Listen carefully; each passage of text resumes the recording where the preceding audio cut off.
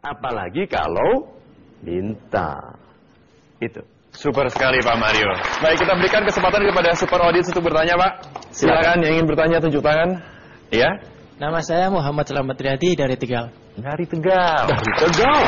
Selamat datang. Silakan Pak. Moga Pak Mario. Yes. Orang bilang rezeki itu ada di tangan Tuhan. Tapi sebagai prinsip pribadi, maka saya bilang rezeki itu ada di tangan sendiri. Apakah ada rezeki orang lain yang menjadi tanggung jawab orang lain? Super sekali. Terima kasih. Saya kembali pada catatan awal yang saya sampaikan bahwa rezeki adalah tanggung jawab pribadi. Ya, saya besarkan ini. Rezeki adalah tanggung jawab pribadi. Apakah ada rezeki yang tanggung jawab orang lain? Sebagai pribadi, Anda bilang jangan. Semua rezeki tanggung jawab saya. Sebagai orang tua, Anda bertanggung jawab. Bagi rezeki anak-anak. Bagi rezeki istri. Istri bertanggung jawab membantu suami berrezeki baik. Kalau Tuhan berkenan dari manapun, dari sudut-sudut yang tidak kita ketahui akan datang. Yang terakhir saya mau sampaikan, tidak ada rezeki kecuali dari Tuhan. Tidak ada. Jadi orang berharap kepada yang selain Tuhan, lalu berharap mendapat rezeki yang hanya bisa diberi Tuhan, itu logikanya di mana? Coba. Jadi kalau begitu, yuk yang menjadikan rezeki, menjadikan doa terjawab itu, salah satunya betul-betul ikhlas bertuhan.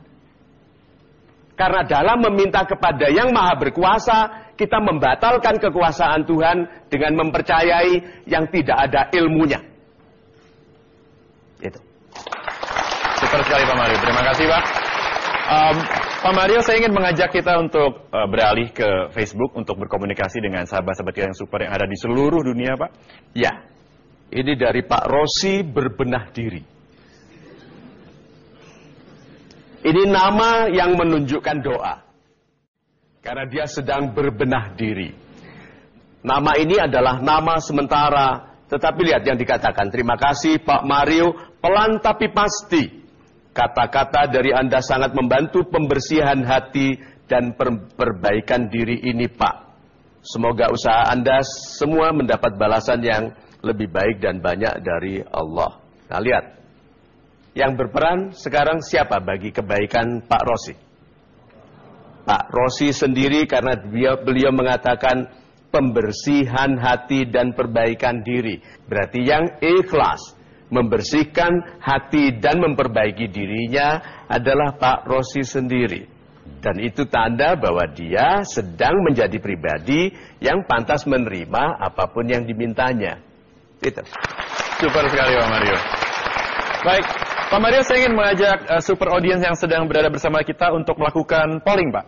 Ya, silakan. Saya persilakan Bapak Ibu untuk mengambil keypad yang ada di kursi Anda dan bersiap-siap menjawab pertanyaan kita. Dan pertanyaan pada malam hari ini adalah sebagai berikut.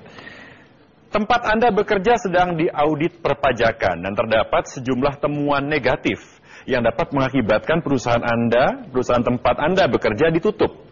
Dan hal ini sudah Anda ketahui jauh sebelum ada auditor. Apa yang akan Anda lakukan? A. Menyelamatkan perusahaan dari kerugian dengan mengajak auditor berdamai. B.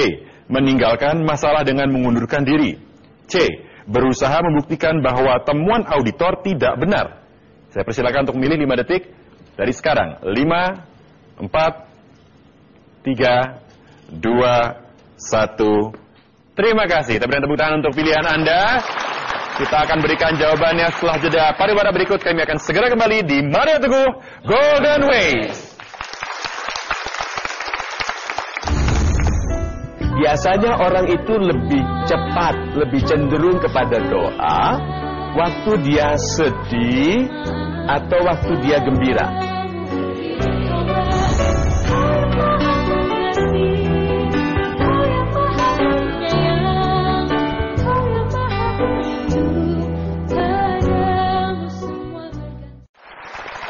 pemirsa masih bersama kami di Mari Teguh Golden Ways dan kita akan melihat hasil polling, Pak Mario. Silakan. Kita lihat di layar monitor dan ternyata dari pertanyaan kami, jawaban yang dipilih oleh Super Audience adalah A, memilih sejumlah, kita saksikan 33%, B 24% dan C 43%. Kita berikan tepuk tangan untuk pilihan-pilihan dari Super Audience.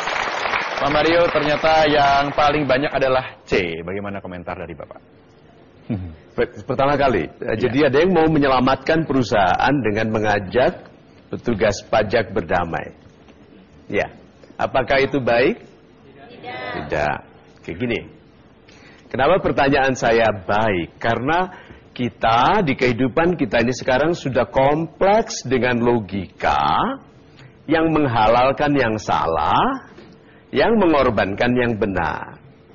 Satu, membayar pajak itu apakah kerugian? Itu kewajiban. Bayar pajak itu menjadikan kita orang baik. Jadi perusahaan yang harus membayar pajak karena selama ini menghindari kewajiban pajak itu bukan rugi. Itu mengutuhkan kebaikan. Lalu mengajak berdamai petugas pajak. Mengajak berdamai, apakah itu baik? Tidak, jangan lakukan. Saya tidak perlu tanya siapa yang memilih itu. Oke? Kemudian yang kedua, meninggalkan masalah dengan mengundurkan diri. Siapa yang memilih ini? Coba saya ingin bicara dengan. Menurut saya ada banyak lingkungan yang lebih baik, hampir sama mungkin. Ditambah dengan kalau kita berlama-lama dalam lingkungan buruk, diri kita sendiri yang justru akan teracuni gitu. Super sekali.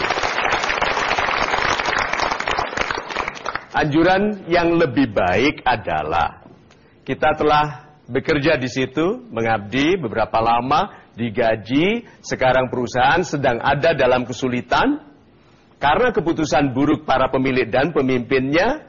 Lalu orang baik yang membela dia nanti siapa? Yang menasihati untuk bayar saja Pak, jangan lagi menghindari. Itu siapa? Kalau orang baiknya pergi. Tuhan menaruh orang baik mendukung orang jahat itu supaya menjadi sahabat yang mengeluarkannya dari kejahatan. Jangan marah kalau, "Yu orang baik kok dukung orang salah." Itu bukan. Hatinya dibuat ramah ke orang jahat ini sebagai jalan keluar orang itu menuju kebaikan. Kalau mau berhenti dari tempat yang tidak baik dari dulu, bukan masalah karena ada pajak ini lalu berhenti. Yang ketiga, berusaha membuktikan bahwa temuan auditor tidak benar. Siapa yang memilih itu? Saya di sini akan berusaha untuk mewarnai di lingkungan-lingkungan saya yang kurang baik. Dan akan saya buktikan sama orang pajak bahwa saya akan berusaha untuk mewarnai jadi orang baik. Good. Nah, sebetulnya perusahaan itu memang selama ini menunda pembayaran pajak, Pak. Memang perusahaannya salah. Itu temuan auditor itu betul bahwa perusahaan kita memang berhutang pajak begitu. Mengapa Bapak mau membuktikan auditornya salah? Paling baik minta maaf. Iya. Salah pilih. Iya loh? Iya. Iya.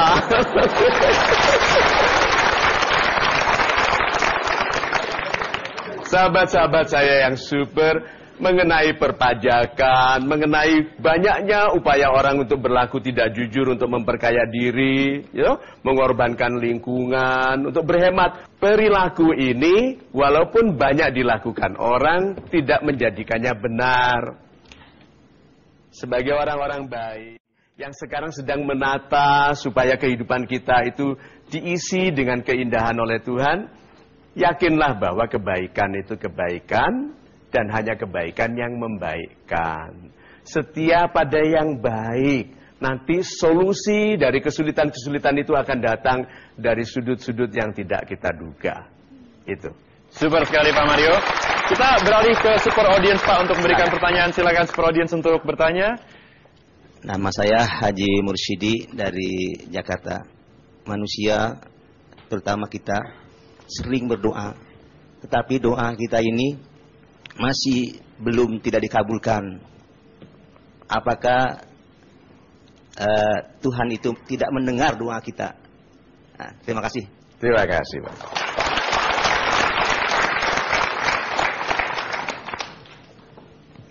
Coba gini, biasanya orang itu lebih cepat, lebih cenderung kepada doa waktu dia sedih atau waktu dia gembira? Kalau gitu waktu sedih kita datang, gitu toh, meratap-ratap, begitu. Nah, sekarang saya tanya, doanya orang sedih apa isinya? Keluhan. Ya Allah, aku ini kan sudah baik toh. Aku sudah bekerja, sudah ini, sudah itu, aku sudah ini, tapi, gitu toh. Kenapa dia yang gak jujur kaya, dia itu. Lalu, tahu-tahu ini, amin. Bener, hanya mengeluh aja. Ya, jadi Tuhan di atas itu ya, oke, sudah mengeluh ini. Kan tinggal ditunggu permintaannya toh. Tahu-tahu amin. Loh. Jadi kadang-kadang kita tidak menyederhanakan permintaan. Minta. Sekarang. Apakah waktu kita minta uang, Tuhan berikan uang? Tidak. Oh, waktu minta sabar, langsung disabarkan? Tidak. Minta damai, diberikan damai? Tidak. Jadi kalau kita minta uang, sadar kita tidak pernah langsung diberi uang, tetapi diberi kesempatan untuk dapat